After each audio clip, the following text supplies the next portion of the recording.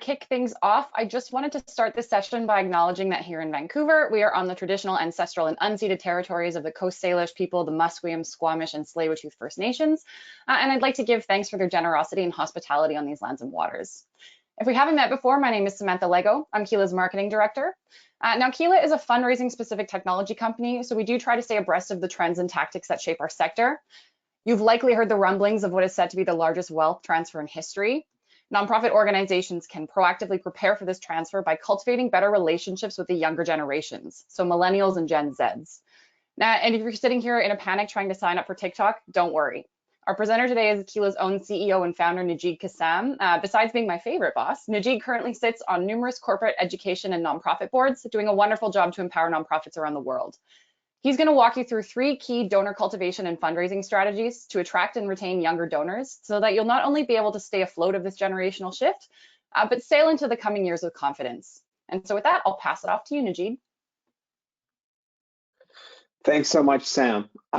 Good day, good morning to those of you on the West Coast. Good afternoon to those of you in Central and Eastern Canada. Hope everyone's doing really well today. It's a pleasure to be here, and I'm honored to be sharing the next hour or whatever this is with all of you. I want to start by apologizing. I am very tired today. I ended up working until the wee hours of the morning as I couldn't turn my brain off last night. And then of course we have a 2-year-old, so 6 a.m. rolls around and he was up. So I do apologize. I will push through as hard as I can, but I wanted to apologize in advance. Before we get started today, I just wanted to commend each of you for attending this amazing lecture and continuing to be part of this incredible community in Charity Village. As fundraisers, as nonprofit professionals, as folks that are empowered and impassioned by the sector, we are so often busy with our day-to-day. It can be hard to invest in ourselves and to look at the long-term changes that will affect our work. So, well done, and thank you for sharing your time with me today. I know how precious that time really is. A quick introduction, apart from that stupid looking photo. My name is Najid Kassam. I'm a husband, a proud Canadian, a recovering corporate lawyer, and a father to a young, rambunctious 2-year-old. When I'm not presenting to an inspiring and wonderful group of people that I can't see, I serve as the CEO of Keela, a powerful and affordable nonprofit management software company that empowers nonprofits to raise more money and do more good. At nights and on the weekends, I sit on 5 or 6 nonprofit boards, including N10 and the Better Canada Institute, which is a public policy organization that works to ensure all Canadians can learn about and contribute to public policy across this great country. But thankfully, enough about me. This presentation today will have 4 main components. First, I'm going to explain how, why, what is this great transfer of wealth that everyone's talking about, and who will be its main beneficiaries. Next, I'm going to talk through a few ways that we've brainstormed to prepare for this transfer, because I truly believe every nonprofit can prepare for the transfer by engaging young people through youth councils and peer-to-peer fundraising, by building stronger connections with major donor families, and by optimizing planned giving strategies. Third, while I talk about these strategies, I'm going to weave in examples and best practices, so hopefully you can leave here with the blueprint for an action plan for your organizations. And finally, I'm hoping to leave some minutes at the end for a Q&A to respond to any lingering questions from all of you wonderful people. Somebody on my team is going to be moderating those questions. And Sam, if there's something that comes up in the middle of the conversation, please don't hesitate to interrupt me, as I'm happy if it's timely and appropriate. After our presentation, I want everyone listening to walk away with a comprehensive understanding of the wealth transfer that's happening and some ideas about its potential impacts on philanthropy. I also want everything you learn during this session to be applicable to your everyday work. So I'm going to try to unpack the strategies, techniques, and tools you'll need to make stronger connections with your donors and prepare for our future. One last thing. Let's give a big thank you and round of applause to all the people who will be funding the wealth transfer, and that's the baby boomers. I want this session to not forget and not celebrate the great work they've done in philanthropy and to build our economy and all the amazing, contribution they've made to our society.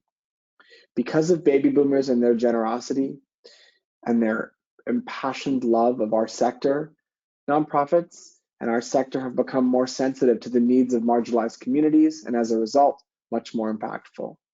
Speaking for myself personally, the nonprofit sector has become a much more vibrant and fulfilling place to work because of baby boomers. So thank you, baby boomers. And I say this with a little bit tongue in cheek. I want to let all the Gen Xers know that once again, I will mostly entirely ignore you. But this is pretty natural as, Gen Xers, of which I'm right on the border of, we're like the middle children of history. But I also want to let you know, to all of you Gen Xers and to all of you thinking about Gen Xers here today, you are seen and you are loved.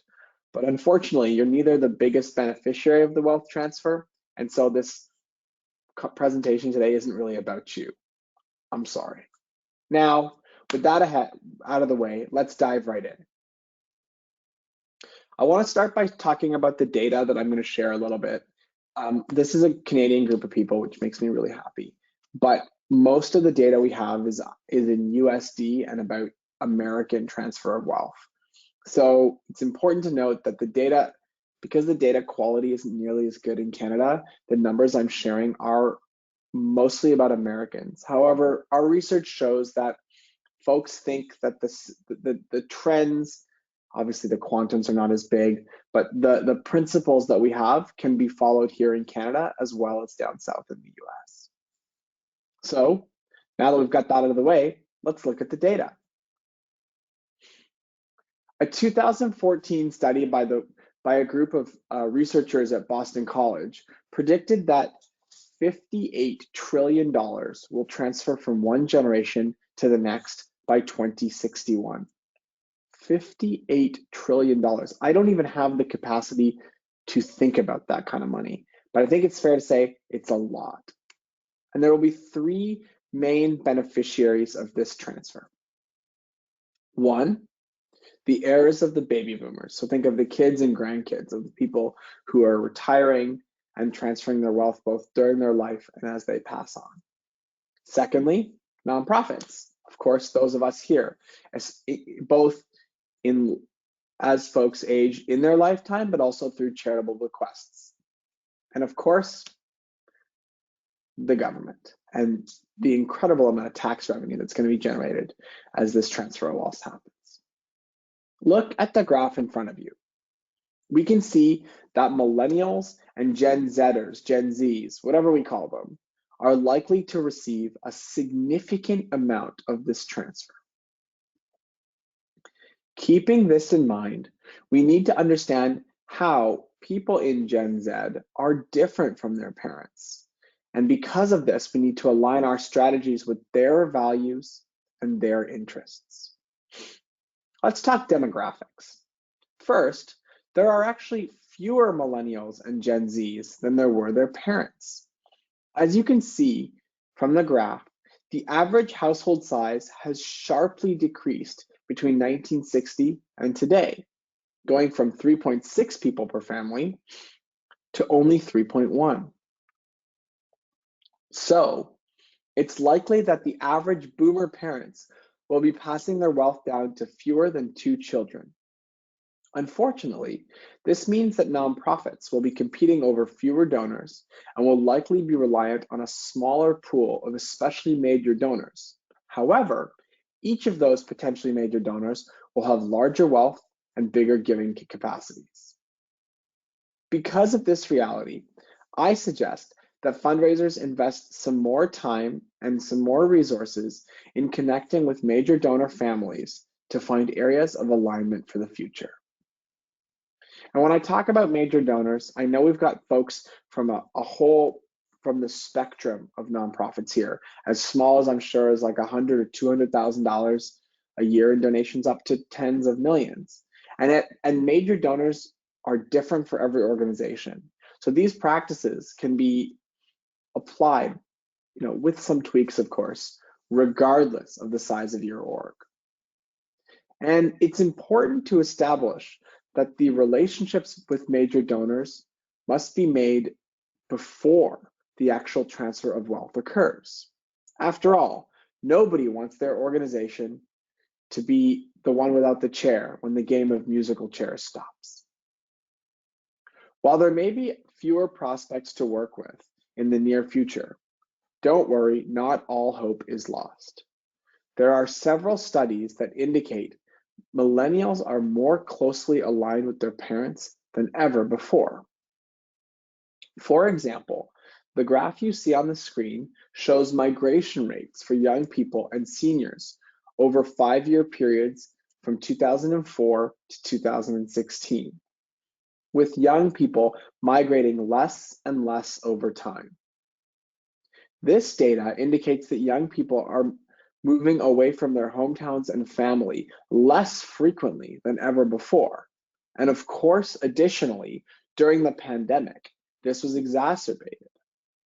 There was the greatest share of young people living with their parents since the Great Depression.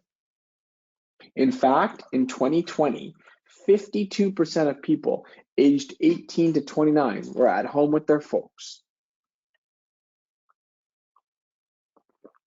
While this forced isolation may have resulted in more screaming matches than family time, I think that families are closer than they've ever been before. And especially with technology like texting, Zoom, social media. My wife and our families have these electronic picture apps, things like this that never existed in the past. It's never been easier to get in close contact and share common interests with your family. For fundraisers and nonprofit professionals, this means that the recipients of the wealth transfer will be quite familiar with their parents' passions and philanthropic interests. Therefore, it is extremely important for fundraisers to make connections with the children of their major donors, the children of their planned donors, and of course the kids of their monthly donors, all to establish relationships and encourage folks to continue their parents' legacy and to fall in love with the organizations their parents are so passionate about. Also, keep in mind that baby boomers will be transferring resources to each other. As boomers outlive their partners, that partner will likely become responsible for at least a significant portion of their family's assets. This is why it's crucial to make connections with the partners of your donors. Establishing these relationships ensures that a donor's partner will share their philanthropic interest and continue to show their support for your organization. This is especially true with the partners of your major, monthly, and legacy donors. And you're going to hear it again and again from me. Major, monthly, and legacy donors. And let's get one thing out of the way. Sorry, fellas, but women are generally going to outlive men.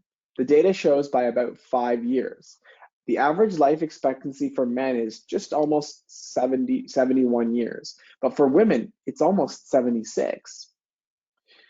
This is just one of the many reasons why it's so important to engage families, not just the major donor, in philanthropy, regardless of their age, marital status, or family situation. And in general, more and more families are actually making philanthropic decisions together. The data shows, you see it in so many examples, fundraisers are now making, major gifts are now coming, from families. And fundraisers, we should really be encouraging this. And this is why we're going to explore ways to engage with your donors' entire families, including spouses and children, to forge a relationship and understand their collective motivation for giving. So now that we understand the numbers behind the wealth transfer, how exactly can we prepare for it? I want to talk about 3 ways to prepare for the wealth transfer. First, building strategies to engage more youth. Second, making connections with donors' families, especially your major donors' families. And last, to optimize your planned giving strategy. One of the best ways to prepare for the wealth transfer is to engage young people. And I think it's important to take a step back and briefly consider the characteristics that define young donors. The Millennial Impact Report released its findings after a decade of research on how millennials connect, give, and involve themselves with social and political causes. Over the next couple of slides, I'd like to share some pretty interesting stats with y'all. First, millennials are heavily influenced by their peers. This report found that young people are 46 more likely to donate if a coworker does, and 65% more likely to, excuse me, holy, that is definitely that late night. I apologize. Let me start that data point again. The report found that young people are 46% more likely to donate if a coworker does, and 65% more likely to volunteer if a coworker does. The report also found that young people don't care as much about charitable institutions.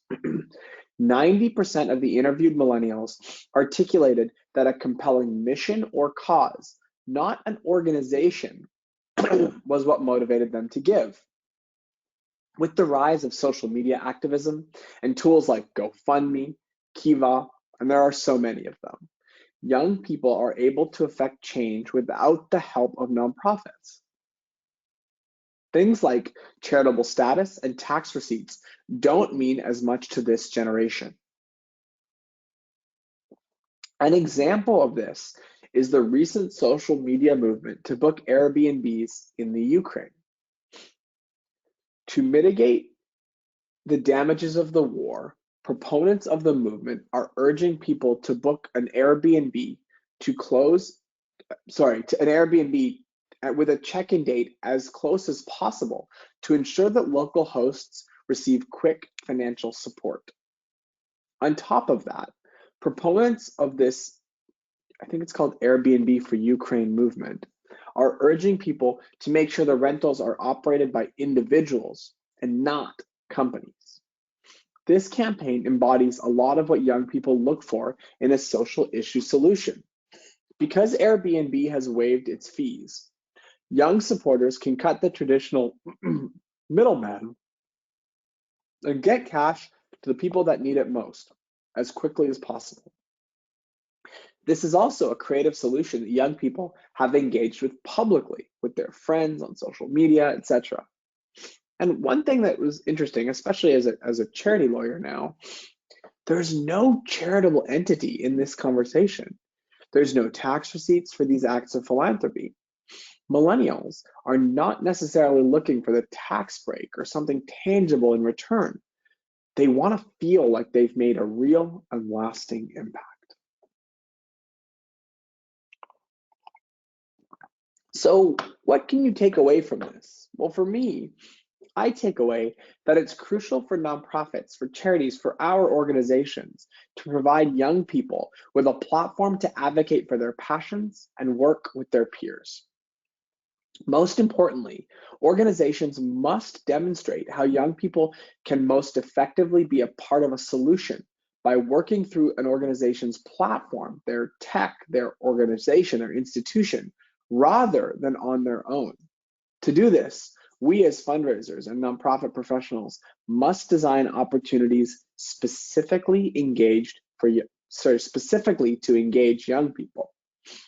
One such opportunity is a youth council. Youth councils can be a group of youth, secondary school through university age, or young adults, young professionals, and post-secondary grads, kind of people under 30 or 35. They're brought together to have their collected voices heard and have a meaningful impact on their community within the structure of an organization.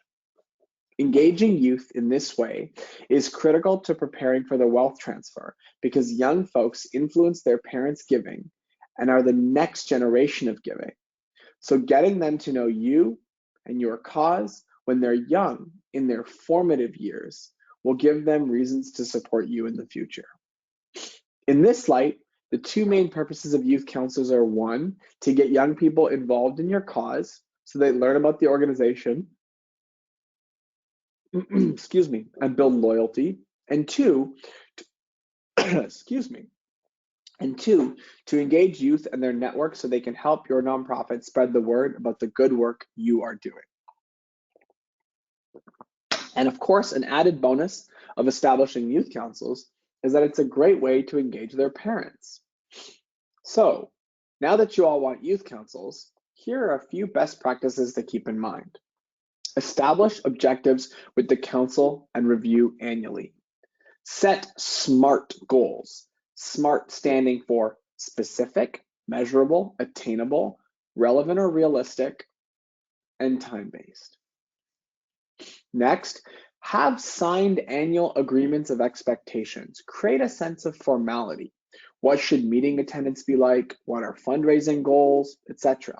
Because these expectations need to be based on the goals and objective for the entire group. And they bring a sense of responsibility and structure that's really important. And there should be consequences for not fulfilling these expectations. And when I say consequence, I mean like you can't stay on the council, or you don't have a vote, or whatever it might be. Lastly, have defining aging out terms. Perhaps they graduate from one council to the next age bracket to the next council, or something like that. But have people create, with these young folks, that they're moving, that they're progressing, that they're becoming increasingly important to the organization.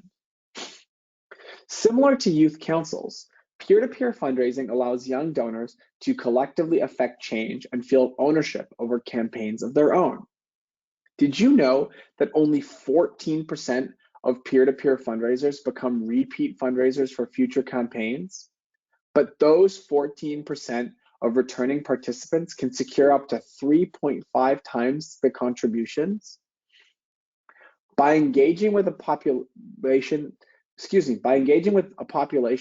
that is more likely to support a compelling mission, you can take the burden of asking for donations off your shoulders and put it onto people who believe in your cause, who want to advocate for the work that's being done, and have the power to persuade their peers. Because remember, millennials and Gen Zs are influenced by their peers. Before you jump into your next peer-to-peer campaign, here are 5 best practices that you may want to keep in mind. First, make sure someone on your team is dedicated to overseeing your peer-to-peer campaigns. Even if it's just part-time or a volunteer, it's best to have someone responsible for setting goals and timelines and for checking in with your peer-to-peer fundraisers. Next, you need to have the right management tools. While there are online platforms that specialize in managing peer-to-peer, we're getting to the point where almost every CRM worth its salt has a peer-to-peer feature. Having a CRM like this, or a fundraising tool, regardless, helps to keep everything under one roof, and I strongly recommend it. Third, just like the silent phase of a capital campaign, where you secure commitments from major donors before the campaign goes public, think about having a silent phase of your peer-to-peer campaign, where you reach out to prospective peer-to-peer fundraisers long before the campaign starts, maybe even get them to start fundraising with their most immediate friends and family. And when searching for peer-to-peer fundraisers, look for young people with a history of engaging with your organization beyond merely giving. Beyond merely giving. Individuals with track records of volunteering, social media engagement, or coming to events show that they're willing to put the time in to support your work. And these are the folks that are most likely to make great peer-to-peer fundraisers. Fourth, when reaching out to your peer-to-peer fundraisers, make sure you understand their goals and values when offering them the opportunity to get involved. Once you know their passions, you can help to provide them with the right strategies, set the right goals, and support them in the ways for them to succeed and for you to succeed. And most importantly, especially in the context of this great wealth transfer, make sure to keep in touch with your young peer-to-peer fundraisers following the end of the campaign or the peer-to-peer event. Consider sending them personalized impact reports that summarize the success of their campaigns when they're finished. And don't forget to check in with them about the impact they've had on their communities on the communities you serve, because of their hard work. Making a little more effort to engage young supporters is the foundation for cultivating these donors through the great transfer of wealth. It's going to create lifetime donors, lifetime supporters, and it's going to empower communities in a more effective and more broad speaking ways. The last great way to invest in youth is by focusing on monthly giving. I am a huge proponent of monthly giving because I believe it creates a steady revenue stream, it creates long-term donors, and it's so easy to do. In fact, a study found that 60% of millennials are interested in monthly giving. 60%. Even better, 45% of millennials have already given online, indicating their comfort with the virtual technology that's used for most monthly giving programs. Monthly giving, as I mentioned, provides financial stability and helps to accurately project costs and helps us all develop rich relationships with donors over an extended period of time. Also, converting one-time or multiple-time donors to recurring monthly donors is a huge advantage for other reasons. Even though every prospect and donor might not be able to contribute a major gift, almost everyone can become a monthly donors, as they can give the amount that's appropriate for them. So, how do we find these monthly donors? To identify monthly donors, you'll want to identify young donors who have made 2 or more gifts in the past 6 to 18 months. These donors are the most engaged supporters and have demonstrated their willingness to give at least a couple times. With a spreadsheet, it might be difficult, but go into your donor management tool or your CRM, filter for these criteria, and you should get a list. And I can't help but not talk about some of the technology that we've built at Keela. We've actually used artificial intelligence and machine learning to help identify people who are likely to become recurring donors. And so our technology actually literally builds the list for you of people likely to become recurring donors and recommends that you reach out to them. Anyway, I recommend, if you've got the time and capacity, call these donors and ask them to sign up for monthly giving. Prioritize your millennials because they're most likely to be the ones who are successful in this campaign. I also think you don't need to pick up the phone. You can send an email. Similar to lapsed donors, try to personalize these emails by segmenting your communications by cause areas or fund or campaigns that donors might have previously given to. Last, especially for young audiences, make sure you have a mobile responsive donation form in your email appeals and on your website. And if possible, default the gift on these targeted things to monthly first.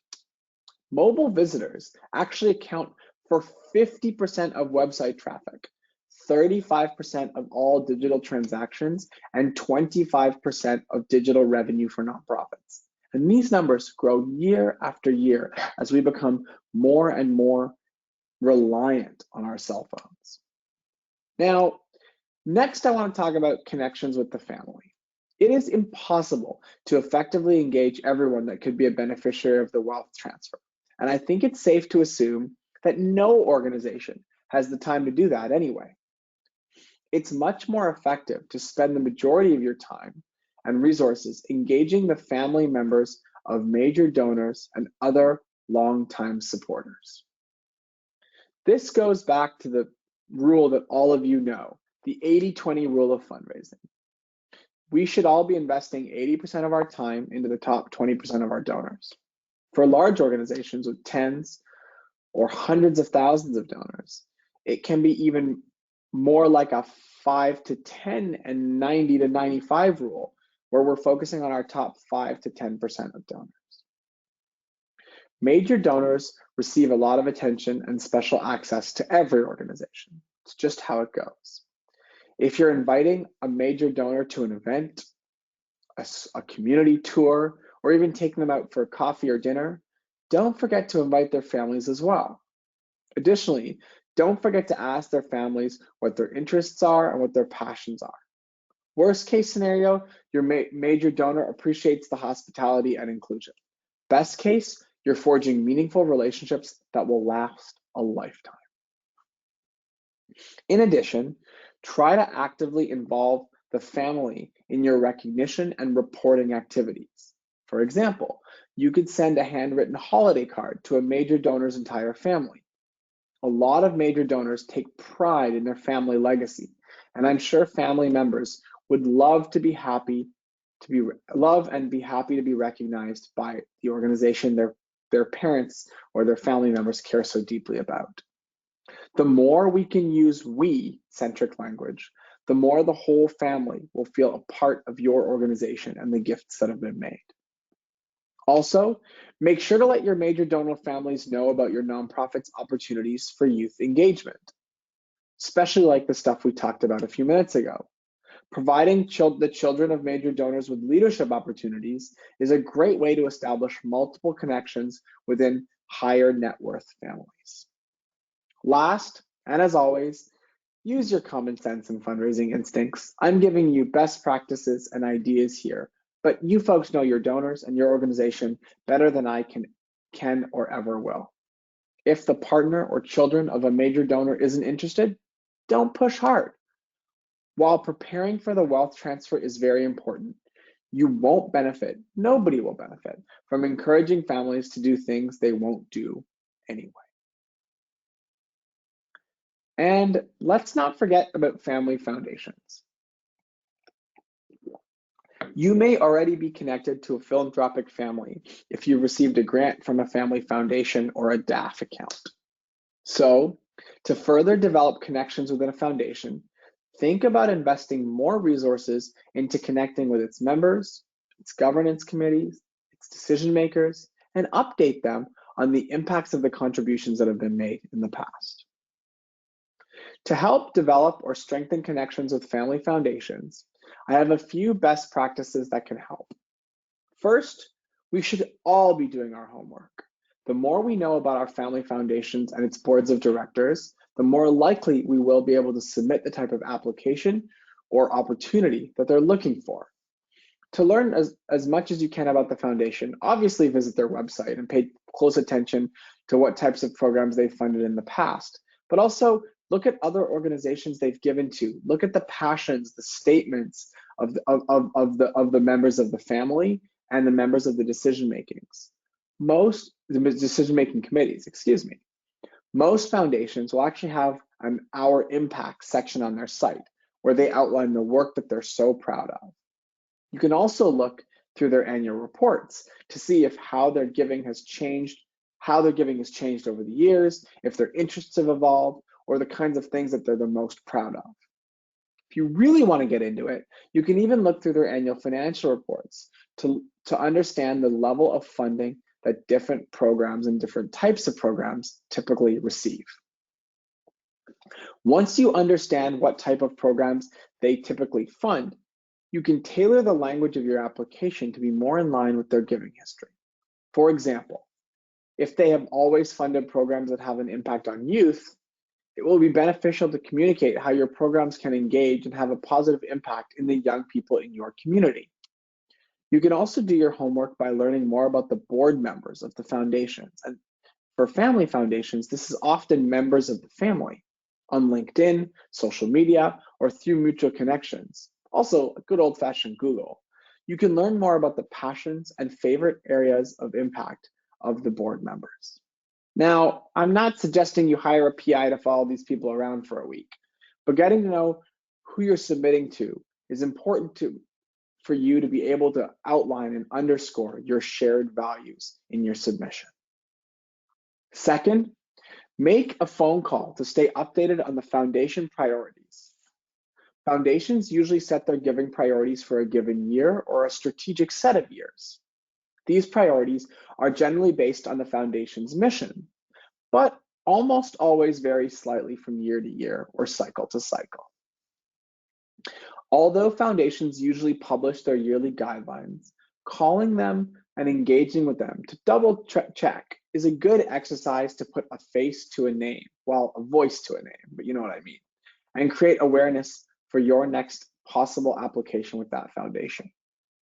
You can even go the extra mile by inviting them to visit your events or your programming. This adds a personal touch to the phone call and can make the difference down the road. Keep in mind that some foundations will explicitly say that they only want to hear from nonprofits via their applications. And in this case, I recommend respecting their rules. Third, when you're not in the midst of a funding cycle and don't have a great opportunity to make a call, just practice foundation stewardship. What does this look like? Well, in the same way that you would send a major donor consistent program and impact updates, you can actually do the same for a foundation. As an entity that has already made an investment in your cause, they will want to know the success of your programs and, by extension, the success of their philanthropy. To do this, I recommend either emailing individual board members to describe the impact of their funding, or publicly posting a report that recaps the outcomes and impacts of their grant. And if it's specific to them, make sure you get their permission. It's always a great best practice. Overall, reminding them of the impact they're causing is a great way to continue to build trust and plant the seed. Wow, I'm really struggling. I apologize. Plant the seed for a future gift. Now, one hot tip about applying. Your application should not start with the phrase, "a long time ago in a galaxy far away." That was a joke. In other words, though, you don't need to explain to the foundation why homelessness is a problem or how difficult it is to enforce driving laws. They know that. You need to understand and respect their knowledge and show how you can enhance it, or more importantly, explain how your nonprofits work, rather than the problems that they already know exist, is helping to further their mission. Foundations will likely read about or meet with organizations that work very similar to the work you're doing. So you should be prepared with data and stories that demonstrate your need for funding and why you'll do the most with their grant. Additionally, grant applications usually have word limits, so stick to the important stuff. Show how a return on the gift and how that can benefit the communities that they obviously care about. Moving on, while much of the wealth transfer will be passed down generationally, it's important for fundraisers to have the resources, strategies, and technology to develop an effective planned giving infrastructure. A crazy piece of data, $6.3 trillion of the wealth transfer is actually projected to reach charities through charitable bequests. Planned giving is usually at the top of any donor pyramid. It is amongst the most profound and financially impactful forms of giving. Planned giving prospects deserve a high-touch approach that motivates them to leave your organization in their will. However, you can't use a high-touch approach for every donor in your database. So you need to make sure you prioritize your prospects based on a variety of factors. The research shows there are 5 main indicators to look for in a planned giving prospect. First, and most importantly, is donor loyalty.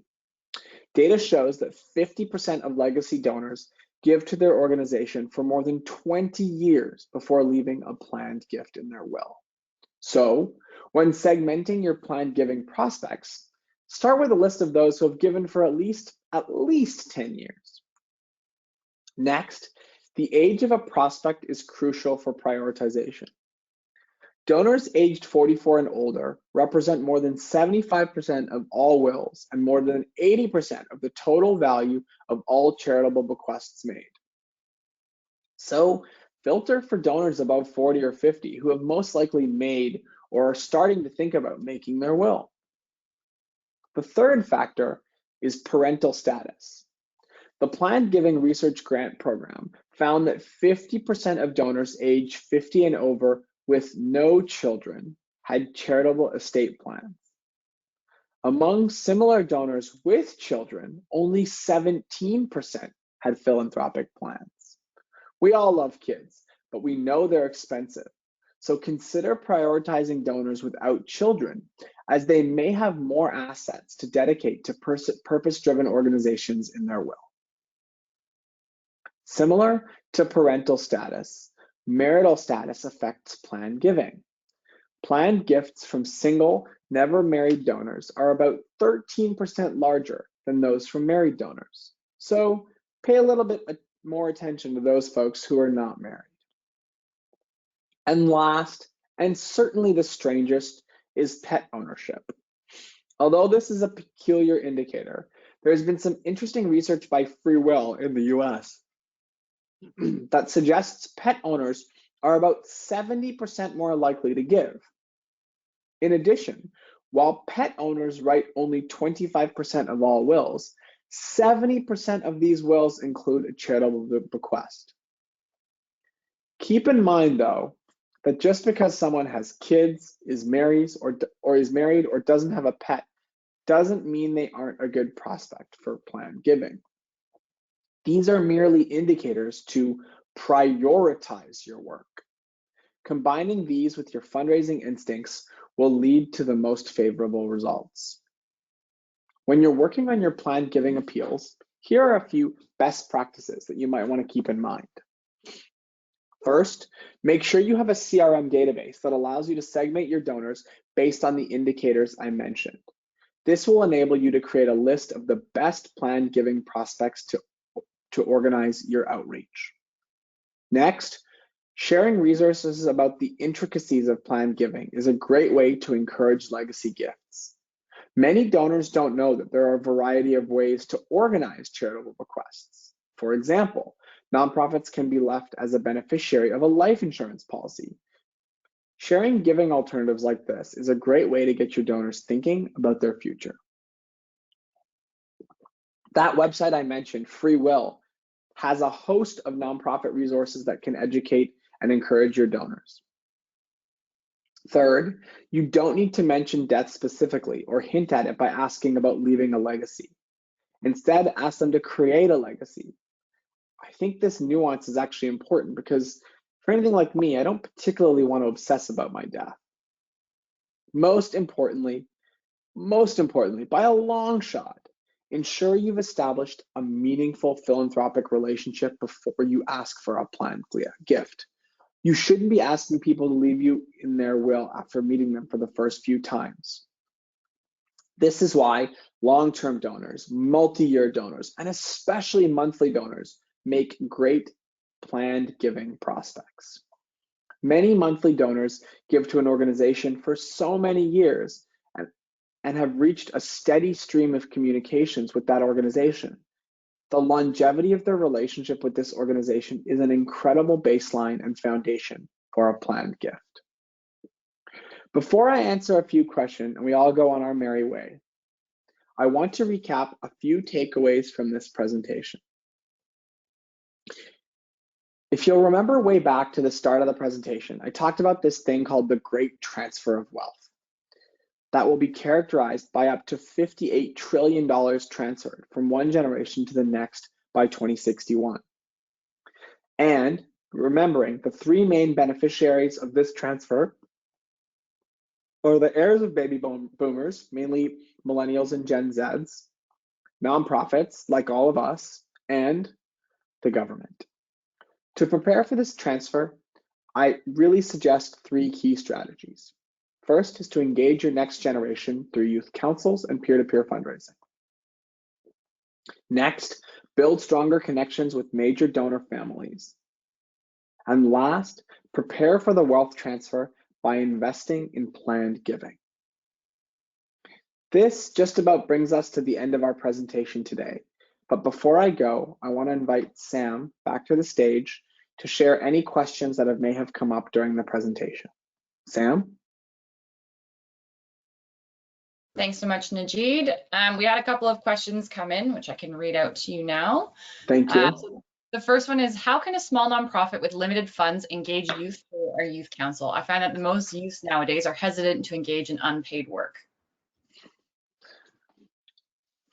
So the data says otherwise. Volunteering numbers, especially what's called micro volunteering, is really up by young people.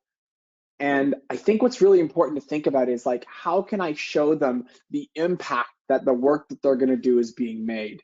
Councils for the sake of councils, volunteering for the sake of volunteering, I agree with you, has dropped off. But if you give people specific projects, if you engage them with specific goals, if you have specific targets, if you galvanize and engage groups of their friends or folks in their social circles or communities, this is how you would do it. I mean, I can only speak for, I sit on, I think, 5 or 6 boards now, and I've run a couple of national organizations, one of which was entirely volunteer driven, and almost all of it had a lot of young people engaged, giving real time. And what we found was so successful was giving real important responsibility and showing the value and the impact of their work.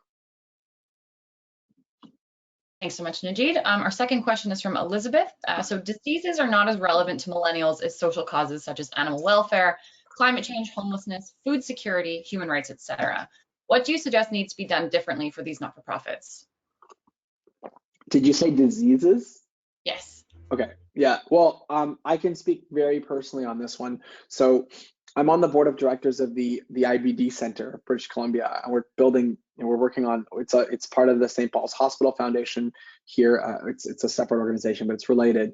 And I have Crohn's disease and Crohn's colitis. And for me, I got involved with this organization because it impacted me, and it impacted members of, my extended family or whatever it might be. So for folks that, I can only speak to the IBD and my experience in that, we've seen, and we've actually got some incredibly young people working with the organization, and all of them have been really affected by the orgs. And so I think that's a good place to start. But then going back to the peer-to-peer concept, I might go to people on my team, like Sam, like Anna, and say, I struggle with this, I'm involved in this, I'm running a peer-to-peer campaign, this is important to me. And because they're going to create this social and community element, which we've seen that millennials and Gen Zs really care about, to me, that's how you get to it. So helping folks who are affected by these diseases tell their stories more personally, and really then leaning on peer-to-peer, I think is an opportunity, at least a door to, kind of a door to open. And I think we can turn to like the ALS Ice Bucket campaign that happened probably like 5 years ago now, which was huge. And ALS is like, it's a heartbreaking disease, but it wasn't previously a very mainstream disease. And so you see that things like peer-to-peer in that example, it caught fire, and it created incredible amount of awareness, and it also raised an absurd amount of money. I think you look at the Movember campaign for prostate cancer and men's health, which is, again, I mean, every November, my wife regrets marrying me because I grow this horrific mustache. And so, again, it's engaged young people through their workplaces and their communities and their social circles. And so I think for folks who are working at organizations that are health related, especially specific disease related, it's about finding folks that are directly connected and then having them become advocates through peer-to-peer, through youth councils, through whatever it might be. And we've seen a ton of success in that. And I gave you 2 examples, and we've seen success at our IBD Center as well. My partner also grows a mustache in November, and every November I support him, but I do not support his look. Oh, Dylan looks handsome with a mustache. All right, this next one is about donors advised funds. So would you suggest stewarding and cultivating DAF donors in the same way as family foundations? Aren't DAFs becoming more popular than family foundations?